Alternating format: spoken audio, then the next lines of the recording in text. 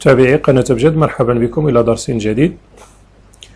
إذن قبل البدء في القناة أدعوكم أو في الشرح أدعوكم إلى الاشتراك في القناة، إلى التعليق على هذا الفيديو والإعجاب به، كذلك دعما لقناتكم قناة أبجد.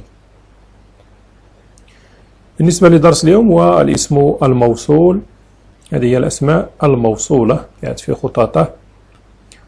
عندنا باللون الأزرق هي أسماء موصولة للمذكر، الذي للمفرد المذكر، اللذان للمثنى المذكر، الذين للجمع المذكر.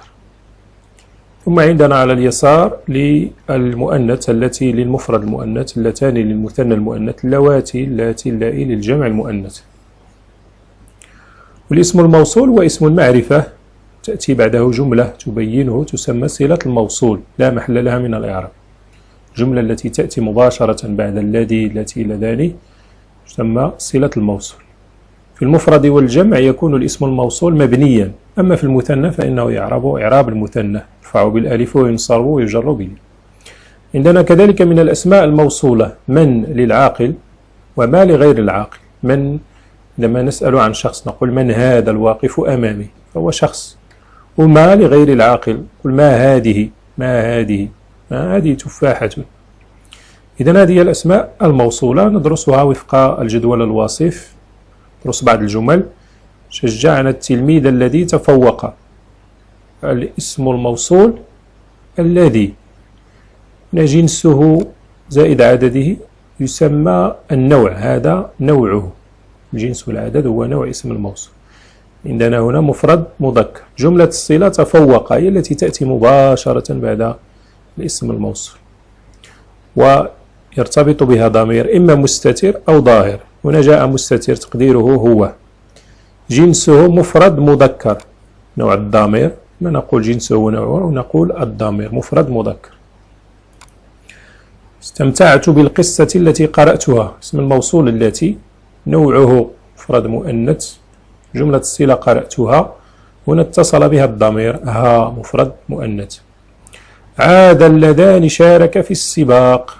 اللذان مثنى مذكر.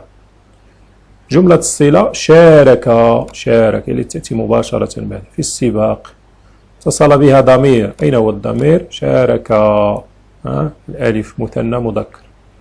شكرت التلميذتين اللتين زينتا القسم. اسم الموصول اللتين، نوعه مفرد مؤنث، مفرد مؤنث. جملة الصلة زينتا، زينتا القسم. الضمير عندنا هو الألف مثنى مؤنث، زينتاهما.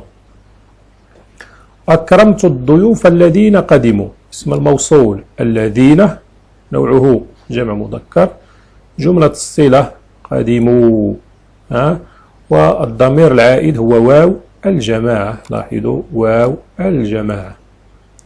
احترموا الأستاذات اللواتي يدرسنني. عندنا اسم الموصول اللواتي، نوعه جمع مؤنث، يدرسنني، نون النسوة، درسنا، درسنا، نون النسوة جمع مؤنث. ندعم من يرغب في التعلم. هنا عندنا اسم الموصول دال على العاقل، مفرد والمثنى والجمع والمذكر. يرغب في التعليم. جملة الصلة هي يرغب في التعليم. ضميرها حسب المقصود. ماذا نقصد؟ هل المفرد أم المثنى أم الجمع، مذكر مؤنث أم العاقل؟ طبعا العاقل، المذكر العاقل أم المؤنث العاقل. الجملة الأخيرة احرص على من ينفعك، على ما ينفعك.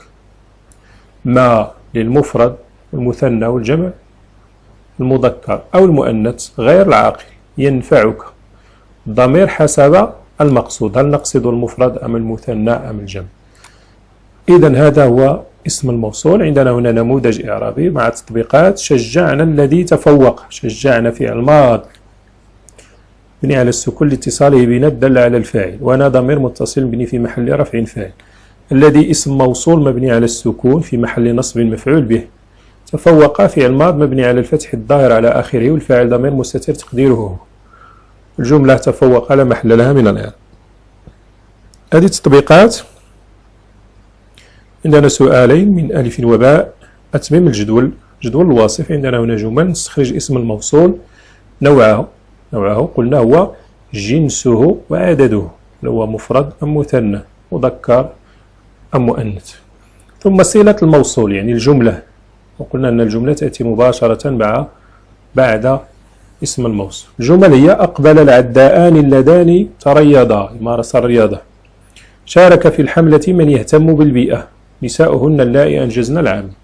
الإعراب: سقيت الزهرتين اللتين تفتحتا. أعرب ما يأتي: سقيت الزهرتين اللتين تفتحتا إعرابا تاما. أتمنى لكم التوفيق في ذلك. شكرا لكم وإلى درس قادم إن شاء الله.